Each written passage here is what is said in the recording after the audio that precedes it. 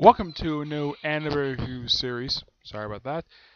This is the review series of My Hero Academia. Yep, I'm finally gonna do this series. Well, even though yes, this is a series that was recommended to me by my friend Edgar, and of course my friend Tivia loves this series, along with several other people. It's like, okay, they love the series, and I got a recommendation from my friend Edgar. It's like, okay, I'll check it out. I read the manga first, and I freaking loved it. So now then I check out the anime. Also awesome. Yep. And I watched this dubbed. The dub is done by Funimation. Yeah, the same studio that has done dub for several other series I've watched, like the Dragon Ball Z franchise, Fairy Tail, like almost everything I've reviewed since I started reviewing anime starting last year. I think the first one I did was, I think it might have been Fairy Tail.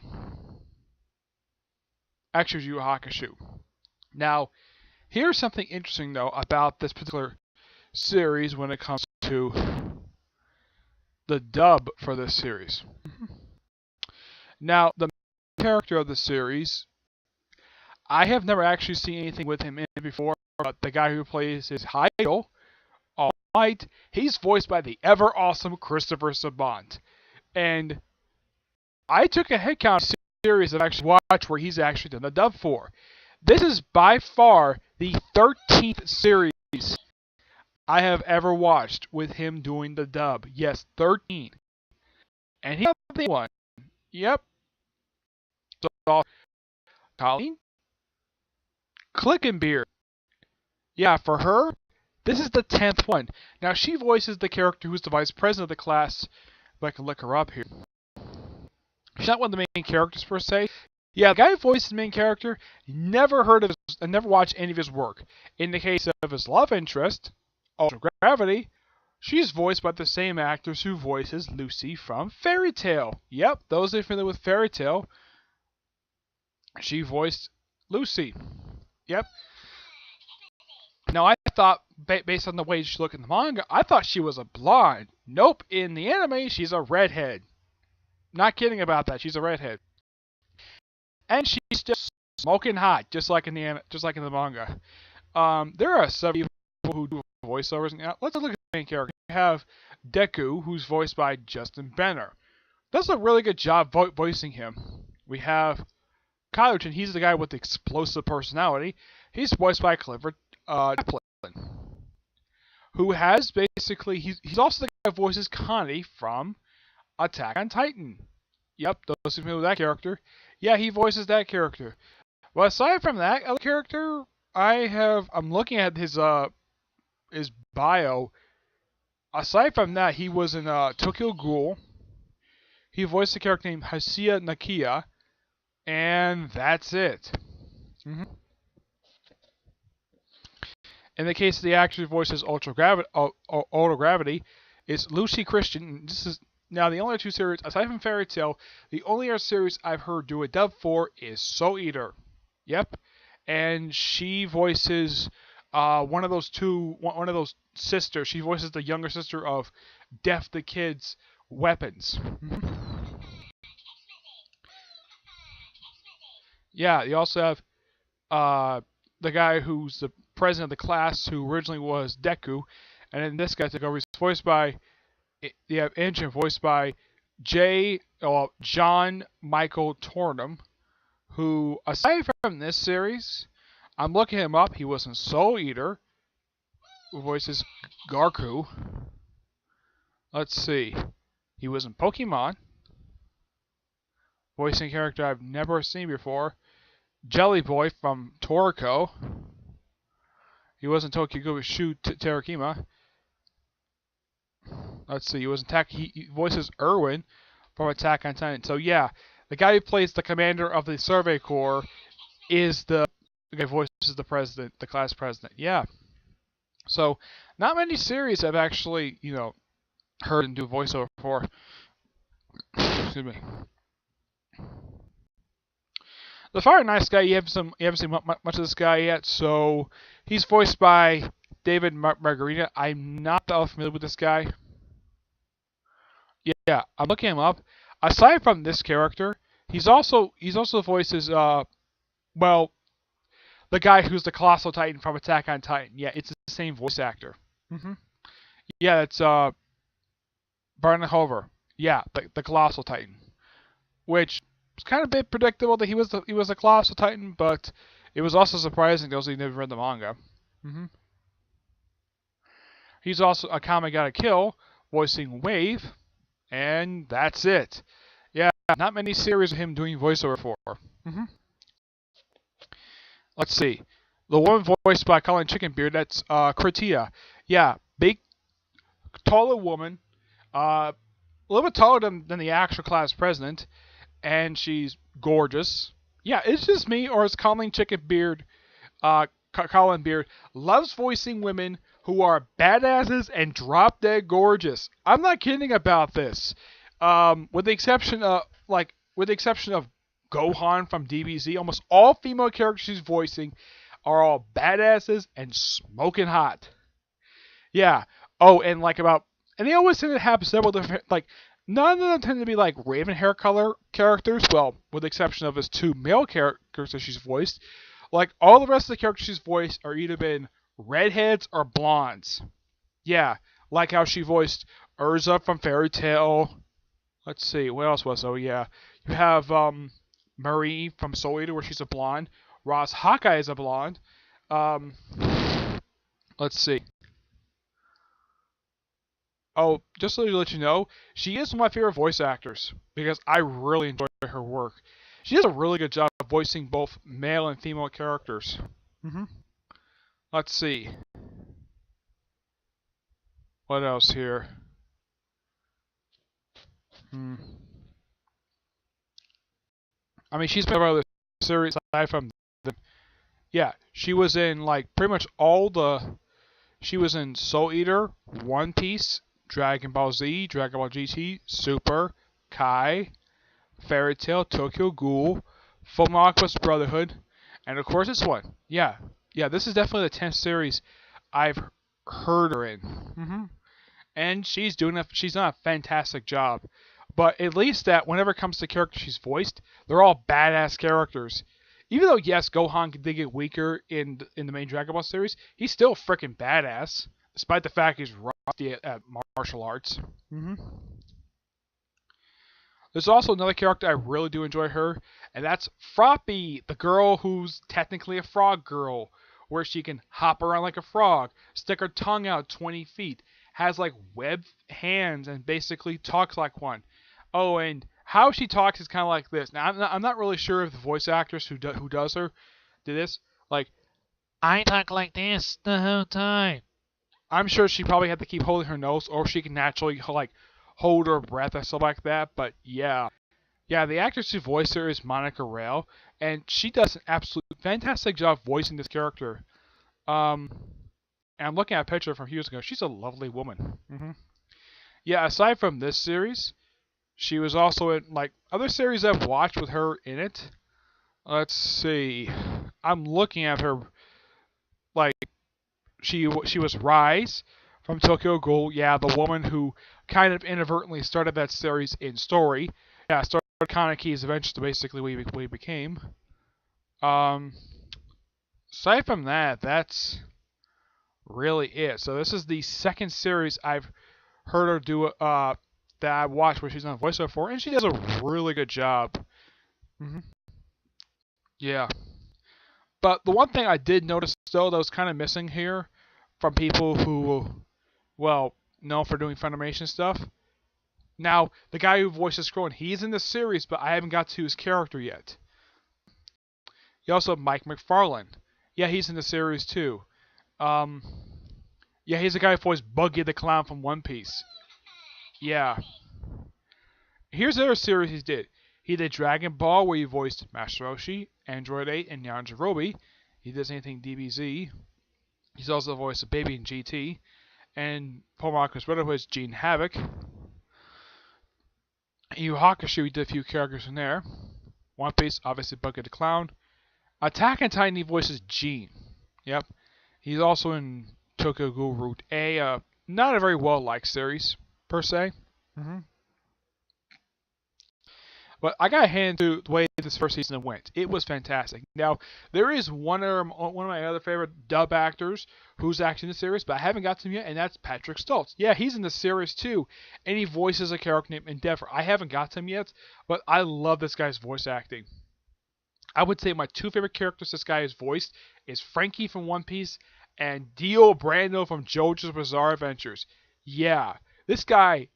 It just seems like whenever you listen to any of his roles he's ever done, it seems like he's having a blast doing it. Christopher Sabat definitely. Of all the characters I've actually do a voiceover for, it seems like he's having a good time when he's doing the character. The only character I kind of felt this though that he was kind of a little bit bored with was that wizard character appeared for 2 episodes of Soul Eater. It sounded like he was bored. Yeah, I'm not kidding about that. He sounded like he was bored. It's like, okay, I come in for 2 episodes and that's it. He just seemed like he was bored. But it was the most disappointing character of the entire series for the anime for Soul Eater. I think in the manga he's a little more interesting, but in the anime, no, he's not very interesting at all. The guy, John Sweeney's in the series. Yeah, David Wade's in here too. He voices on the character I haven't got to yet. Let's see.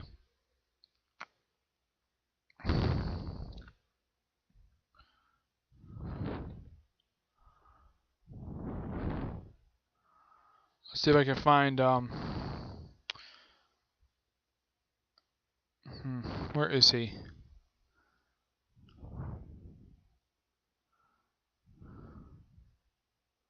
Here we go.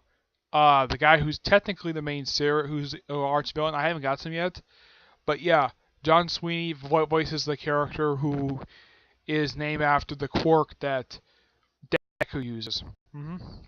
The guy has kind of like been the main villain for the first season. His name is Tamura Sucker. He's voiced by a guy named Eric Val, and he does a pretty good job. So if you're familiar with this guy, he voiced the adult Trunks from DBZ. Yep, he did. He also voiced Justin Law from Soul Eater, Loki from Fairy Tail. Aside from that, that's it. Oh yeah, he also is the voice of Sanji from One Piece.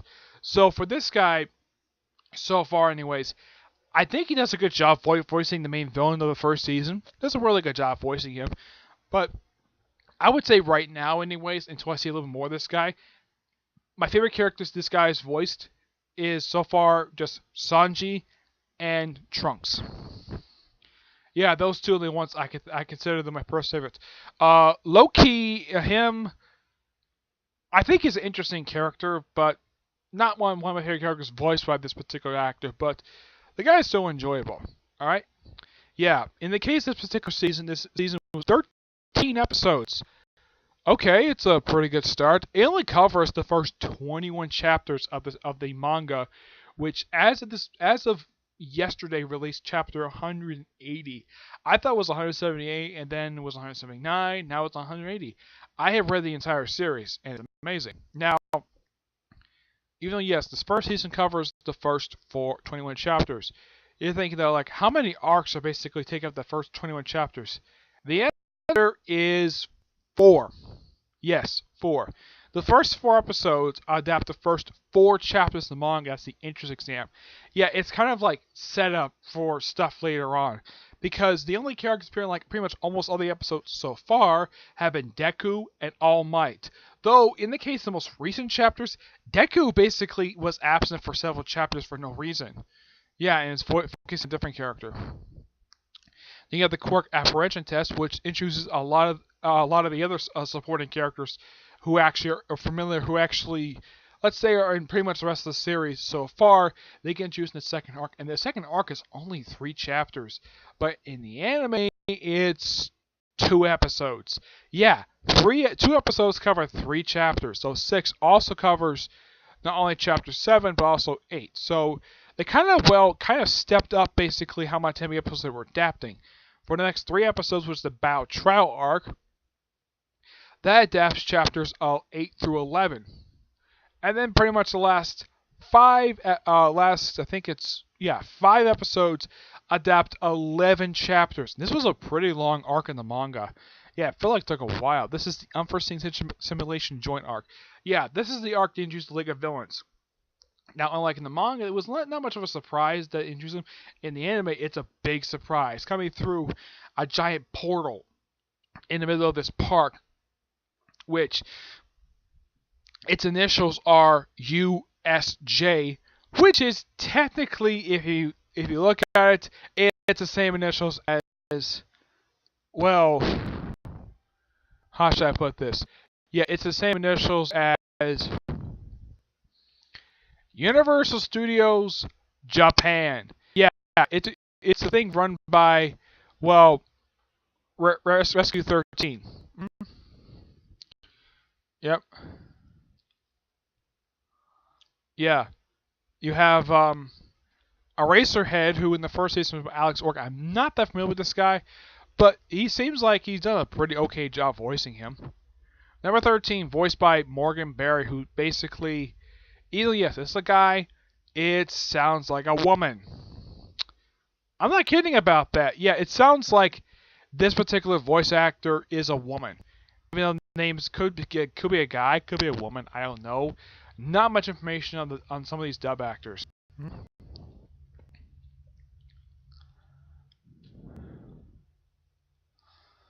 Oh yeah, and I did hear that this series is going to get its own anime movie, which is going to focus on All Might's origin story, which is actually a good idea to do because, well, the younger characters, well, we kind of learn the origin of them already.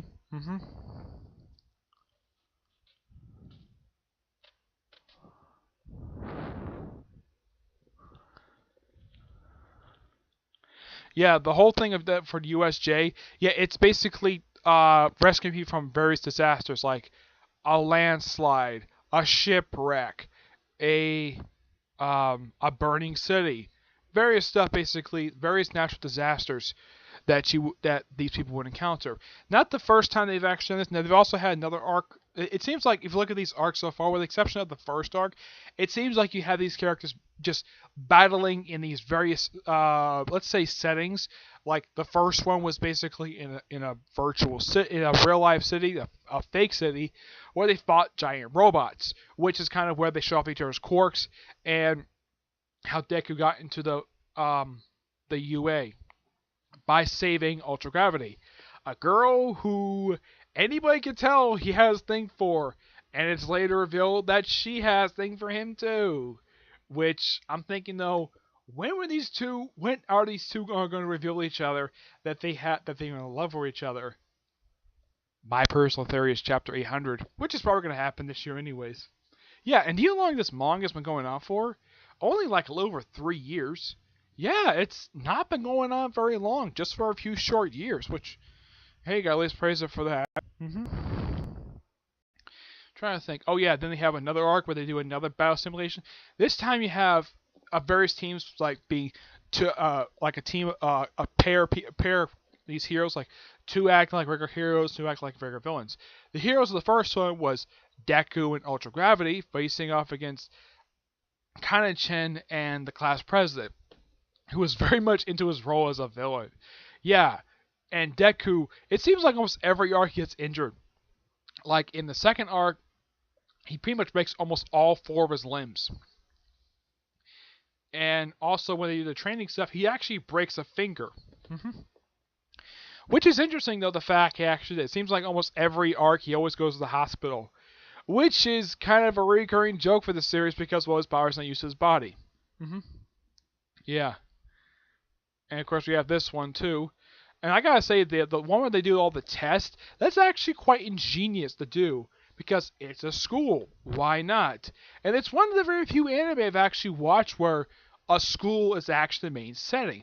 The only other series I've actually seen where the school is part of the actual thing. I mean, yeah, you had a high school in Bleach, but it wasn't the main setting of the series. That was something in the background.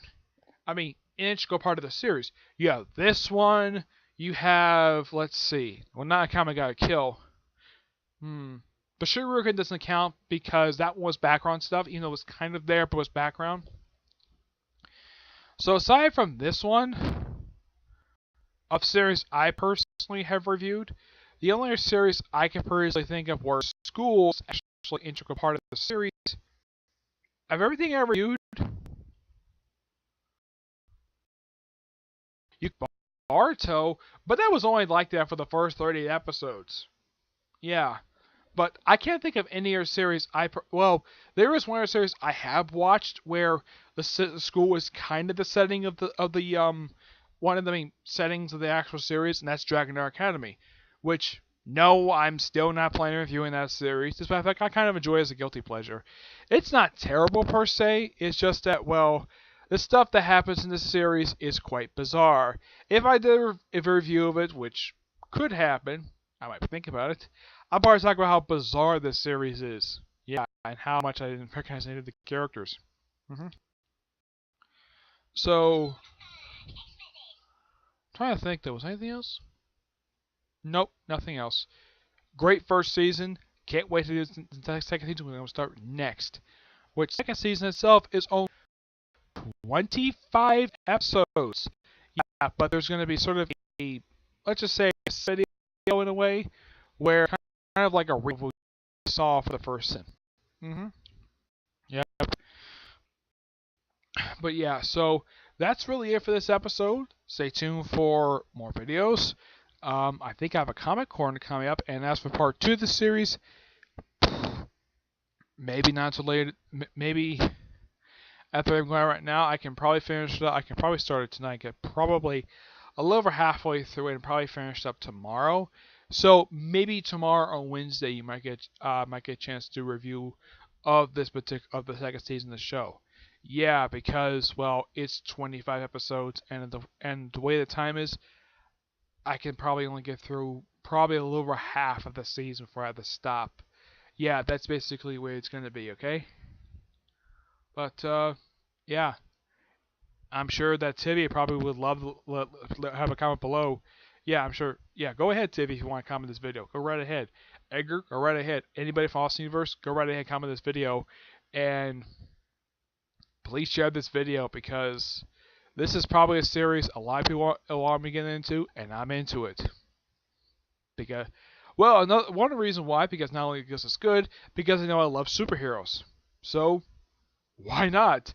And I've read in the manga, apparently the writer of the series, this is a dream of his for years. He really wanted to basically, because he was a fan of, probably, from what I can tell from reading the manga books, apparently he's a huge anime fan, and it looks like he's a fan of superheroes, so he really wanted to see the series adapted. But it didn't happen until after the release of Chapter 70.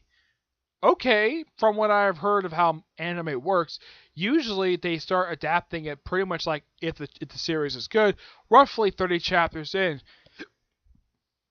they start adapting it. This one they waited until 70 chapters in. Though I've seen it where some series where they wait about 2 or 3 years before they start doing it. I would say the longest one they've actually had to wait for it, get a proper anime adaptation, is JoJo's Bizarre Adventures. Yeah, do you know how long that the writer had to wait to get a proper anime series, to have an OVA series in the 90s? Yeah, the writer had to wait roughly, I think it was like 15 years. Yes, 15 years of waiting to see his own series adapted. And by the time he did it, that's probably, I think from what I remember reading about online, at that point, that's when he switched the series from weekly to monthly. Yeah, just by sheer coincidence, probably give more time to do it. But that series is something for another video, but that was a really great series. I highly recommend it. The anime and manga are both great. Though I have heard that they are planning on adapting Part 5. Yes, that has been announced. That's official. Yes, they're going to adapt it. As for when it's going to air, no idea. The other thing I do know is, when it comes to this, for JoJo's Bizarre Adventures, is that there's an OVA coming out this summer. I know that the second OVA for Lost Girls Part 2, I heard that has been released, but I haven't had a chance to watch it yet, so I'll give my opinions upon it when I get a chance to watch it. Alright, so that's it for this particular episode. Stay tuned for whenever I get a chance to move the next video. Probably Comment Corner or probably something else, okay? Might do this in the next video. Bye.